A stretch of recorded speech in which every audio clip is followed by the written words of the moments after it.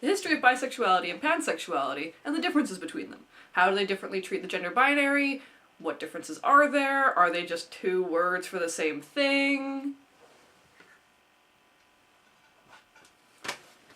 So, I took advantage of some of my resources to get you a really thorough, really detailed answer to this question. I'm not bi or pan myself, and so any definitions I give would just be the definitions I've been told.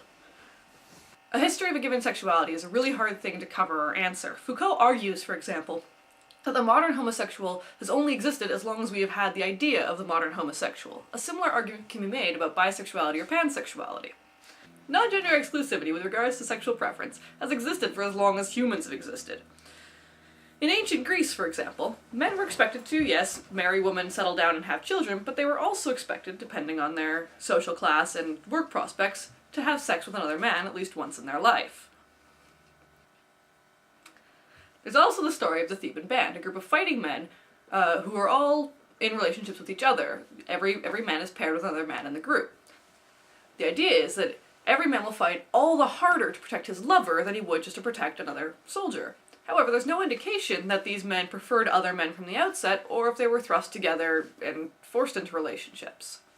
Throughout military history, enlisted men have found sexual release with each other when there is no one else to turn to, whether or not they were initially sexually interested in men. In North America, when European settlers and early anthropologists first started interacting with the First Nations communities, they noted that some individuals fulfilled what they considered both male and female roles, both as sexual partners and in social aspects. A modern audience has often attempted to place our own sexual classifications on those of historical peoples, but that doesn't really work. The men who had sex with men in ancient Greece, for example, probably wouldn't have thought of themselves as bisexual or gay, but that's what they look like for us now. Besides which, we've only had the word bisexuality since the early 20th century or late 19th. Etym Online says that the word was originally coined as an alternative for hermaphrodite, not as a word about sexuality, and then found usage as a word meaning attracted to both sexes later on. Bisexual in the modern sense has apparently been attested since 1922. Pansexual apparently had an existence in Freud's vocabulary of sexual instinct. This usage was coined around 1926, although sources vary. I could find little to no evidence as to when it came into its modern definition and popularity. The definition I was given when I first learned the word, and coincidentally the same definition that Wikipedia gives, is being attracted to people regardless of their sex or gender. This is where my friends come in, and thank you to everyone who answered my questions. I asked my extended friends group who among them identified as bi or pan, and if any of them would be willing to answer a few questions for me, primarily about how they define bi and pan and which one they choose and why. These are the definitions for bisexuality. Being attracted to people with both the same gender and different genders from yourself. Or it could be being attracted to two genders. It could also describe someone who's attracted to more than one category of people, or more than one gender of people. Their definitions for pansexuality include being attracted to people of any/all genders. Being attracted to all genders. You don't care about the gender identity of the person, you just like the people.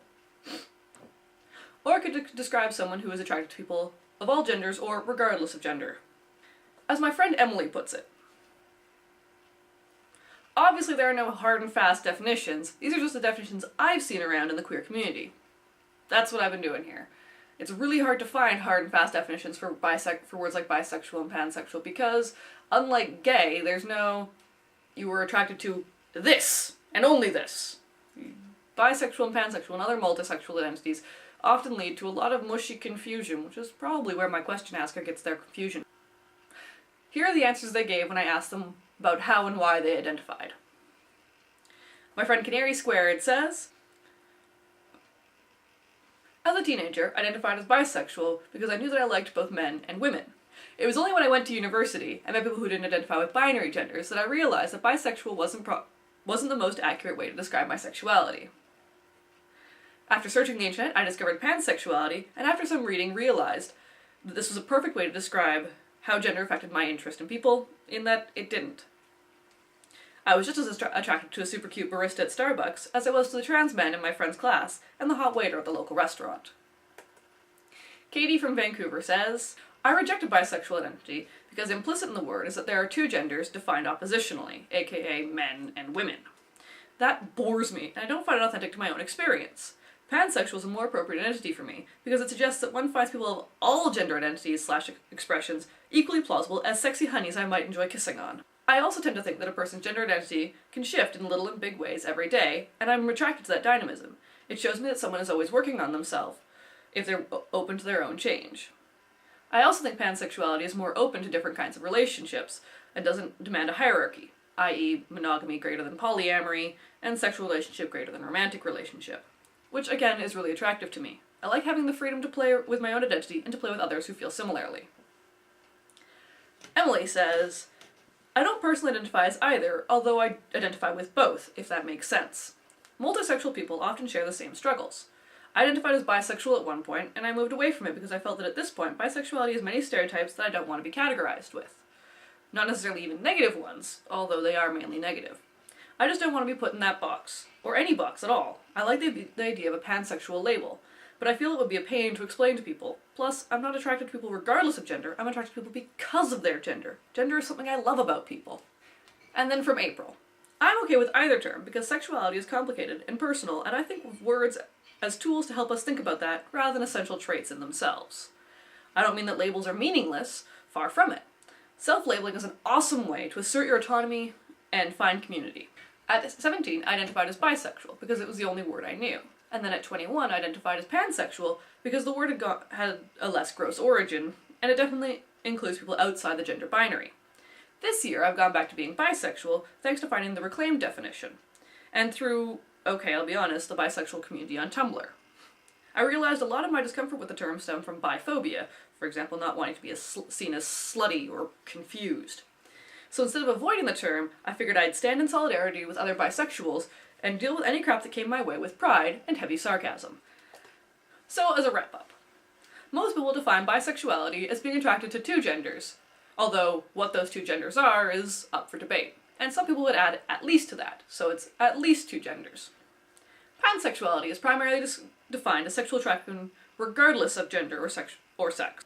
As far as my opinion goes, I'd argue that allowing people to label themselves and define those labels for themselves is more important than having a hard and fast definition for either term. If one feels right to you, for whatever reason, use it! Just don't tell people they're doing it wrong for using the word that they prefer.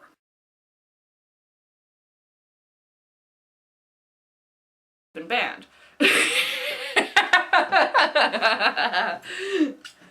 Okay.